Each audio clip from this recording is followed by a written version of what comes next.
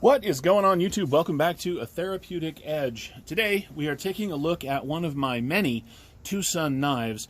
This is the TS124, and this is just a spectacular offering by Tucson Knives. You know, this is one of those knives that I looked at it for a long time. I kind of passed on it a few times, and then finally they released a whole bunch of new knives in very nice steels. This is 12C27, by the way, and the price kind of came down, and so I picked one up, and I have been exceptionally happy about it ever since.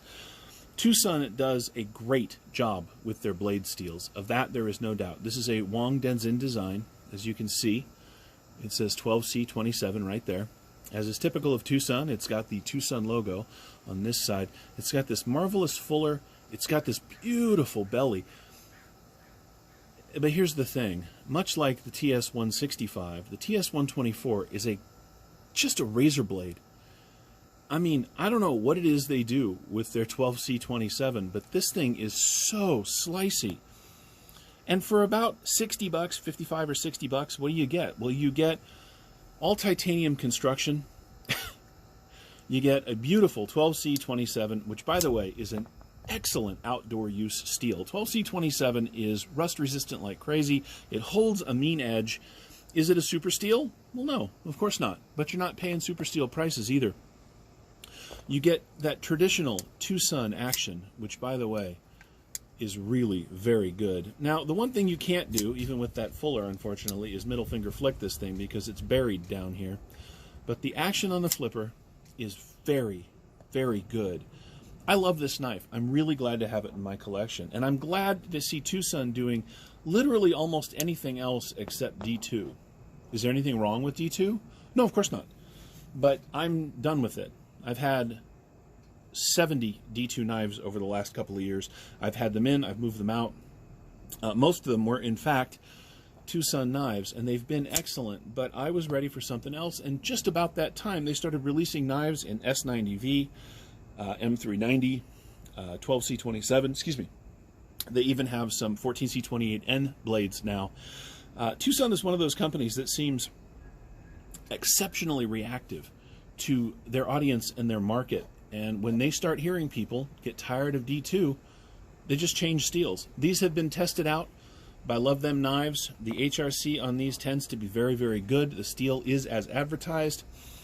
You get considerably more than you pay for with Tucson knives. I really enjoy having them in my collection, and as they expand their steels and their designs, well, it's just a lot of fun to have them around. Let's do a size comparison. Well, first let's do an actual overall size of this knife.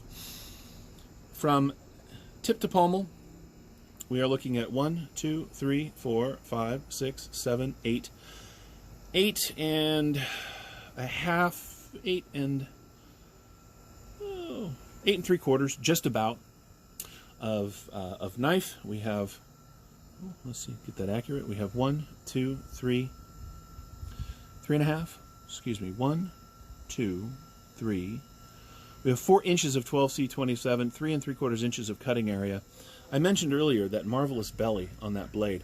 This knife is fantastic for draw cuts. It doubles up in the kitchen really well. I took it camping with me recently, and it was a marvelous camp knife. You can roll it over in your hand for those, you know, gas station fights if that's your jam. It's really comfortable, actually, in the reverse grip. For push cuts, because of this long shape, right, this is swedged out, but it's not too thin, you can get your thumb right in the center of the blade. The rest of the handle locks into your hand exceptionally well, right? And you can just push right through cardboard or whatever it is your heavier materials are. The pocket clip on this thing is part of that new direction that Tucson is going. This is an excellent pocket clip. There is nothing on the frame. Well, you might dig in a little bit here, but I haven't had that problem yet. It has plenty of spring, it's got plenty of ramp, and it's particularly nice and tall, so it fits in even heavy-duty jeans very well. On the lock side, you have a steel lock bar insert that acts as an over travel stop. It is running on ceramic bearings, as all Tucsons of this caliber are. This is just a great knife. Where is it in overall size? Well, as I mentioned it, you know, we did measure it, but let's take a look. So it is about twice as much cost-wise as the good old Rat Model 1 here, but you get so much more knife. You get a full half-inch more cutting surface on the blade.